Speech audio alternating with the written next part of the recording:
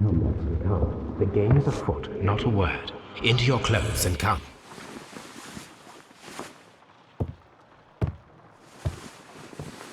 I'll wait for you in the sitting room. I've just received a note from Inspector Lestrade, a letter from the suburbs. He is in need of my presence. Whenever he has asked for my assistance, it has always turned out to be entirely justified. I fancy that every one of his cases has found its way into your collection. Yes, they all seem worthy of... However, I regret your fatal habit of looking at everything from the point of view of a story instead of a scientific exercise. Oh, Holmes, you... I beg your pardon, I digress. It would be much better to examine this letter than to try to convince you.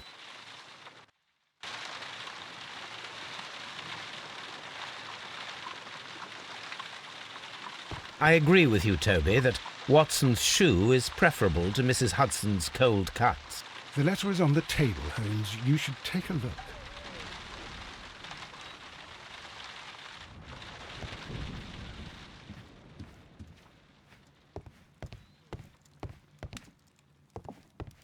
The letter is on the table, Holmes. You should...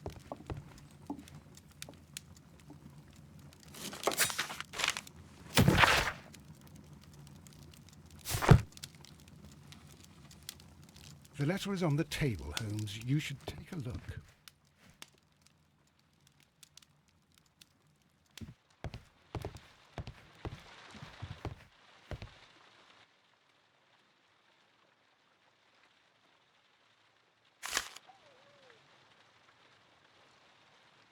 I can tell from Lestrade's handwriting that he was in a hurry when he wrote this letter. A wax seal with the monogram E.B.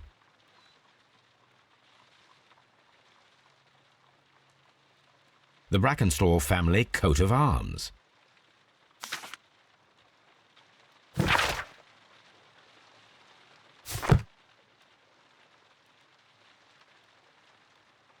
So, what is it, Holmes?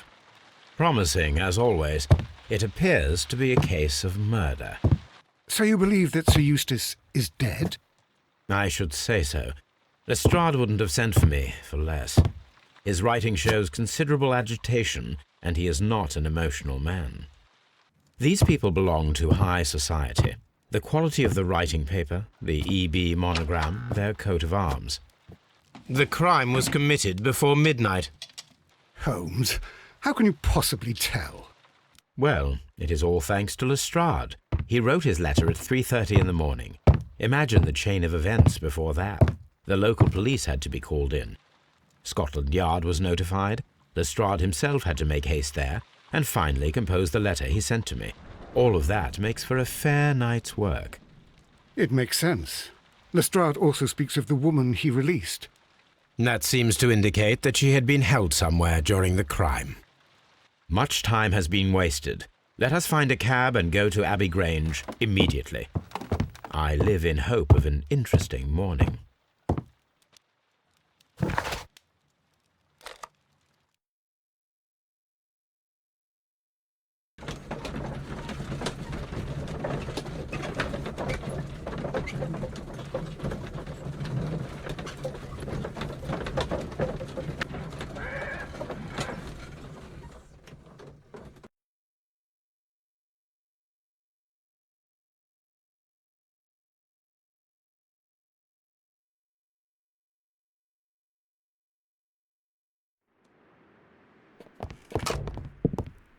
Ah, Mr. Holmes and Dr. Watson, here you are.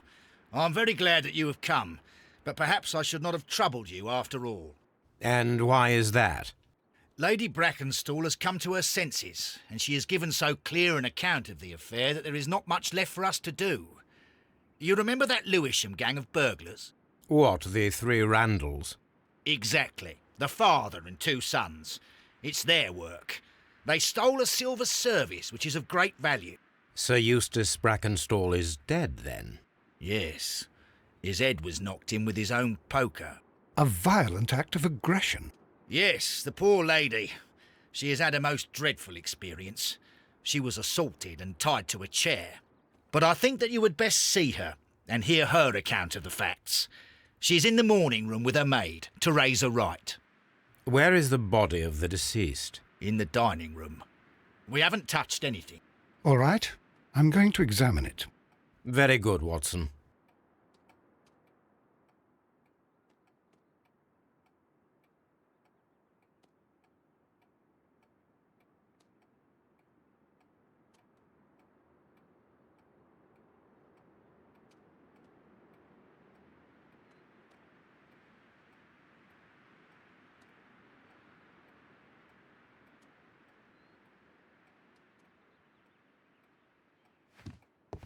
Lord Ramsay Brackenstall.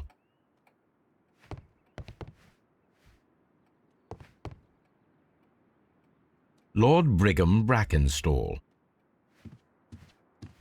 Sir Warthen Brackenstall. Lord George Brackenstall.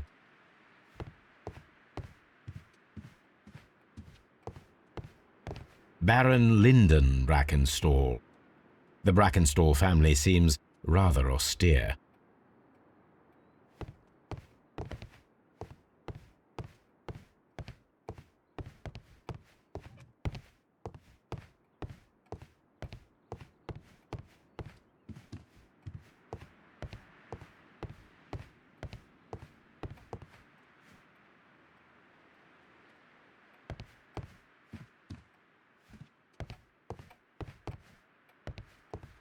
Lady Brackenstall awaits you in the morning room. Lady Brackenstall awaits you in...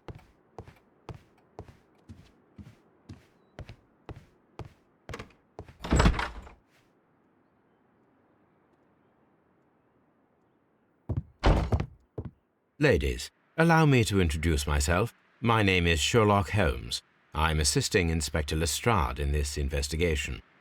Mr. Holmes, I am the wife of Sir Eustace Brackenstall. We were married only a year ago. I am sorry for your loss. Please accept my deepest condolences. I suppose that it is no use my attempting to conceal that our marriage has not been a happy one. I fear that all would tell you that, even if I were to attempt to deny it.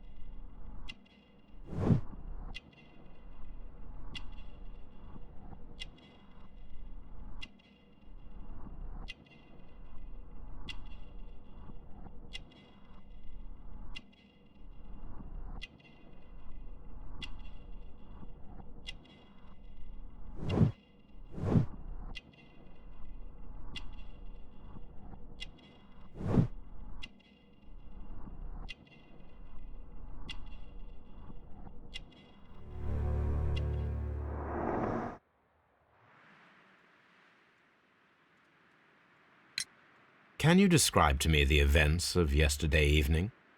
Is it really necessary? I have already told Inspector Lestrade all that happened. Yes, madam, it is. I will tell you then. Sir Eustace retired about 10:30. I sat in this room until after 11, absorbed in a book. Before I went upstairs, I entered the dining room to fetch a candle and... oh God. Please, go on. As I approached the French window, I found myself face to face with an elderly, broad-shouldered man who had just stepped into the room. Close behind the first man, I saw two others. One of them struck me a savage blow with his fist and felled me unconscious to the ground. And then? When I came to myself, I found that they had secured me tightly to a dining room chair. It was at that instant my unfortunate husband entered the room. He fought with the intruders? Yes, I think he had heard them, for he was holding his stick. But they were three, and he eventually succumbed. One of them, the elder one, struck him a terrible blow with the poker. I fainted once more. When I opened my eyes, they had withdrawn. Then my brave Teresa came to my assistance. Did these three villains steal anything? Yes, I found that they had taken the silver from the sideboard, but you can see for yourself in the dining room. You mentioned that your marriage was not a happy one. Was there anything specific that was troubling you? He was not a nice man when he was drunk, and he suffered from dark moods, but nothing else. The bruises on your hands are at least 1 week old. Your husband caused those bruises? Oh, do you? Yes, he did. He was very angry at the time. Out of control. Again. Sir Eustace was a drunkard. To be tied to such a man for life is worse than death. Your ladyship?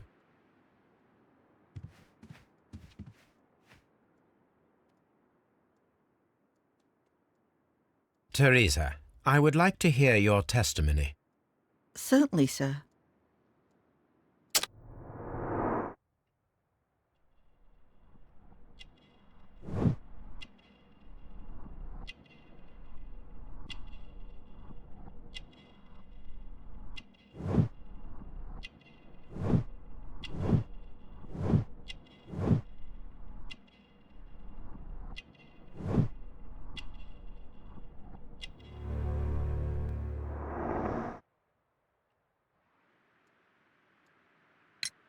As I sat by my bedroom window, I saw 3 men in the moonlight down by the lodge gate. But I thought nothing of it at the time. Oh, if I'd known. And then? I went to bed, and it was more than an hour after that I heard my mistress scream. And down I ran, to find her tied to the chair and him on the floor with his head smashed. That's all I know.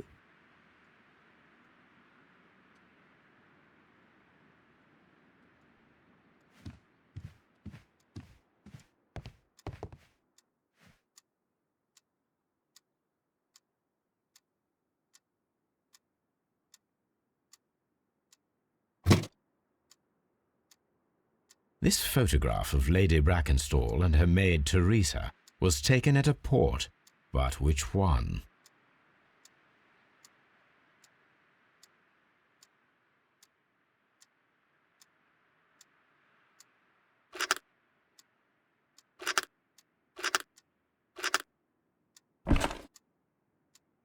So the lady and her maid came from Australia a year and a half ago on this ship.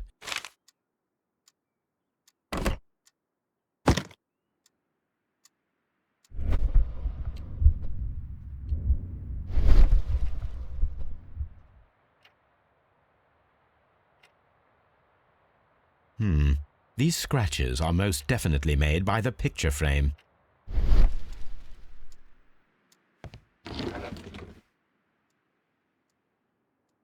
This is Sir Eustace's safe. There may be something important inside. I must ask Lady Brackenstall to open it.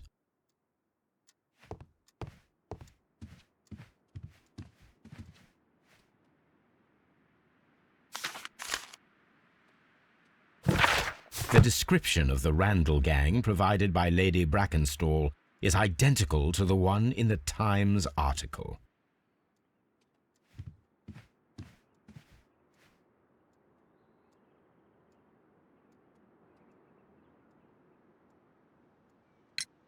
Lady Brackenstall, could you open this wall safe? No, it is my husband's safe. I do not know the combination. We have to open it. Your ladyship? Let us try to open this safe. This safe can be cracked. I only have to pay attention. The dial will vibrate when it is set to the correct number.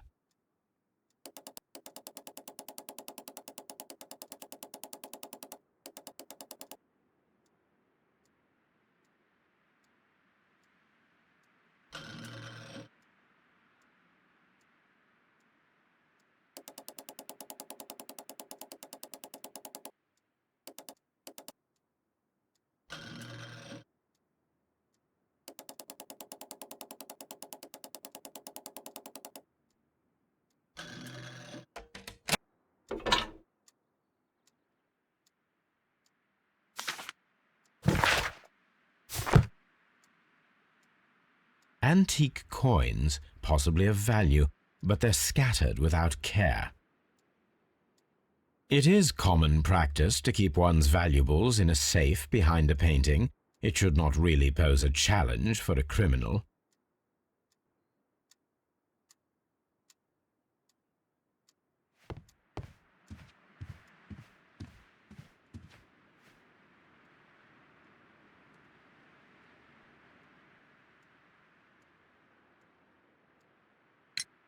Sir Eustace's doctor speaks of his violent behaviour. Yes, Sir Eustace was an extremely violent man. A detestable human being, to be more precise. It is true that he once threw a decanter at me, and all because I dared to stand up to him in defence of my mistress. Sly devil. God forgive me that I should speak of him so now that he's dead, but a devil he was, if ever one walked the earth. We met him only 18 months ago. She'd only just arrived in London. Yes, it was her first voyage. She'd never been from home before. Wonder with his title and his money and his false London ways. If she made a mistake, she has paid for it, if ever a woman did. She doesn't have any friends here, so it was specially hard for her.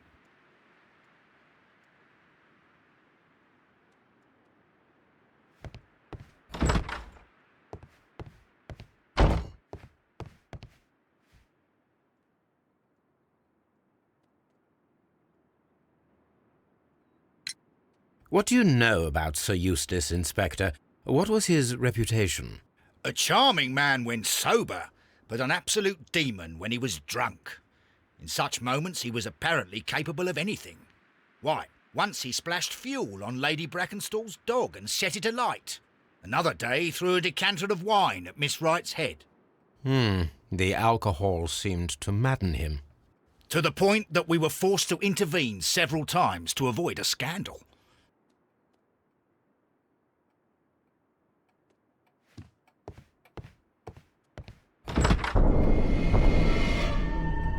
You should examine the body of Sir Eustace Brackenstall.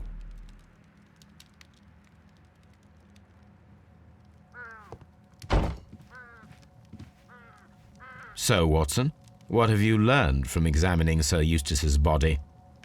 Well, I can confirm that the death was instant.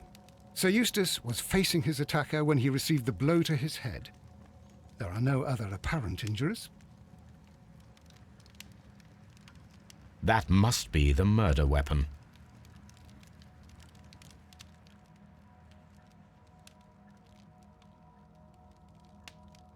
The head was cracked with the force of the blow.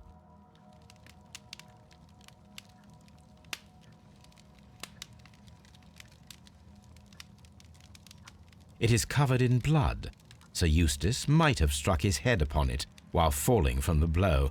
That is one possible explanation. Barefoot. He had therefore been in bed and did not have time to fully dress. Quite a large stick, a formidable weapon.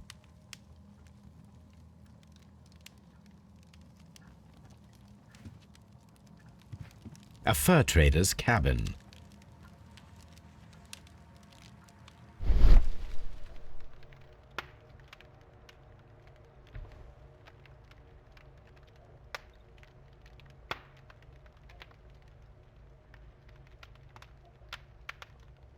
It appears that the bell rope was cut by someone taller than me.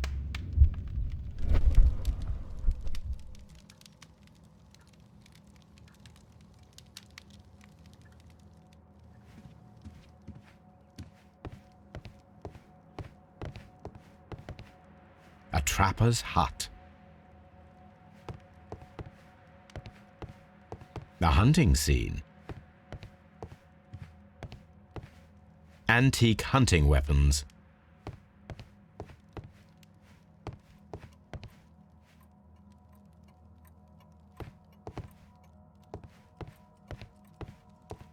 The hunting scene. A fur trader's cabin. A deer hunt.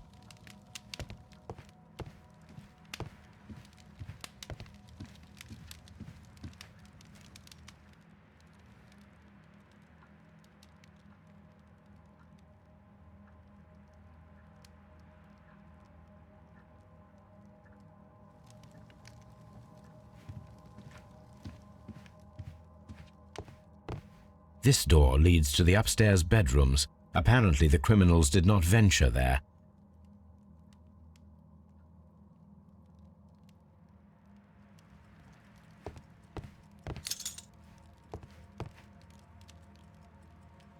This candlestick is valuable. It is interesting that it was not also stolen.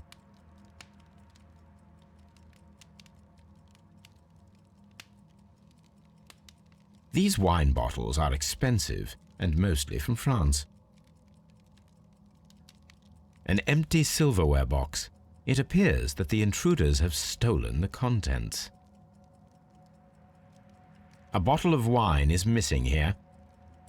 The criminals did not thoroughly ransack the house. They only took a little silverware.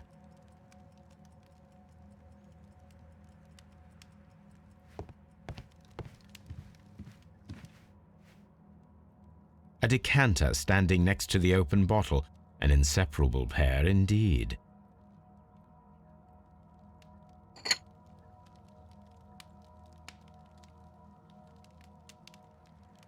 There is beeswing at the bottom, as if the wine had not been decanted before being poured.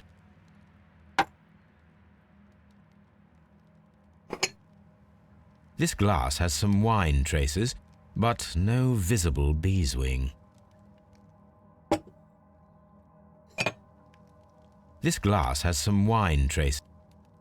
It is rather strange that only one of these glasses has dregs of beeswing inside it, while the other two are clear. Chateau Calon-Ségur, French wine, Grand Cru.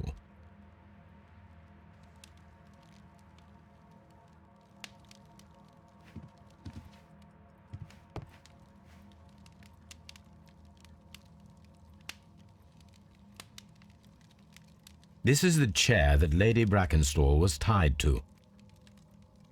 Sailor's knots. That's interesting. This rope was handled by the murderers. We need a scent hound to follow their trail. I will take it with me.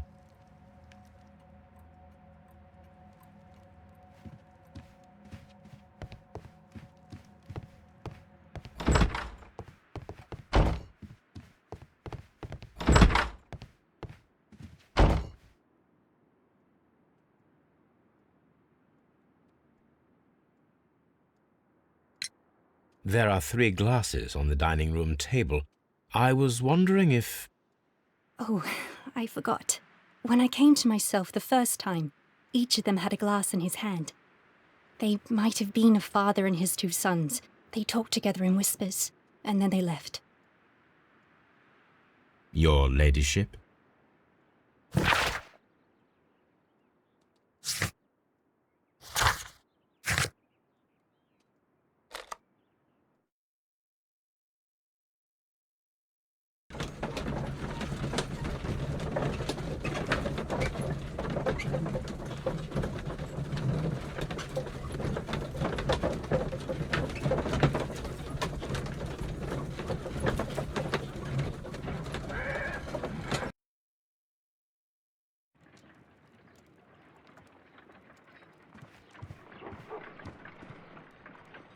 Come on, Toby. We need the best nose in the British Empire on this case.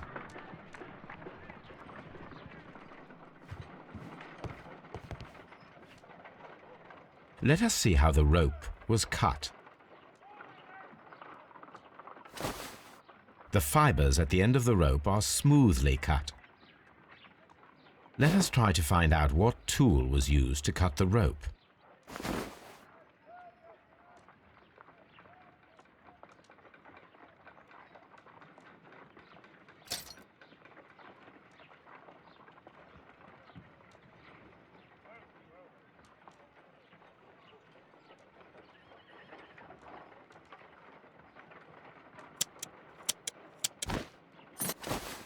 The fibers from this cut appear to be different.